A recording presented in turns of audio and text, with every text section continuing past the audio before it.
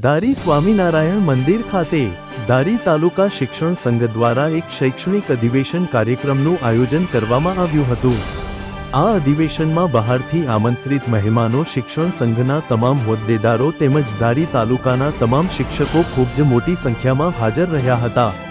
આ કાર્યક્રમ અંતર્ગત શ્રેષ્ઠ શિક્ષકને એવોર્ડ પણ આપવામાં આવ્યા હતા તેમજ શિક્ષક સંઘ દ્વારા વિવિધ બાબતોની ચર્ચા વિચારણા કરવામાં આવી હતી। ત્યારે આ પ્રસંગને અનુરૂપ સ્વામિનારાયણ મંદિરના કોઠારી સ્વામી દ્વારા વિશેષ પ્રવચન પણ આપવામાં આવ્યું હતું। ત્યારે તાલુકા શિક્ષણ સંઘના અધિવેશનમાં બહારથી આવેલ આમંત્રિત મહેમાનો તેમજ અધિવેશનમાં હાજર રહેલ તમામ શિક્ષકોની ભોજન વ્યવસ્થા પણ રાખવામાં આવેલ હતી અને આ કાર્યક્રમને ખૂબ જ સફળતાપૂર્વક પૂર્ણ કરવામાં આવ્યો હતો। રિપોર્ટર ડામોર। આજરોજ ધારી તાલુકા પ્રાથમિક શિક્ષક સંઘ દ્વારા શૈક્ષણિક અધિવેશનનું આયોજન કરવામાં આવ્યું અને આ અધિવેશનમાં મોટી સંખ્યામાં શિક્ષકો ઉપસ્થિત રહ્યા।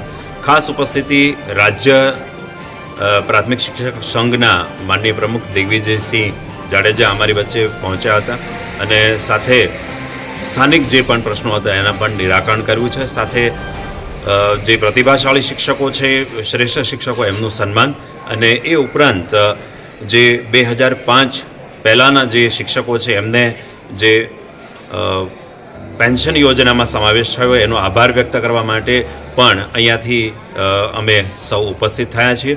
તો આ સુંદર મજાના કાર્યક્રમમાં એક તાજગીપૂર્ણ અને ઉત્સાહપૂર્ણ વાતાવરણ રહ્યું। ધન્યવાદ। કેટલા લોકો હાજર હતા? લગભગ અહીંયા અમે સમગ્ર તાલુકાના 700 આસપાસના શિક્ષકો છે અત્યારે ઉપસ્થિત રહેશે અને એ વચ્ચે કાર્યક્રમ થવાનો છે।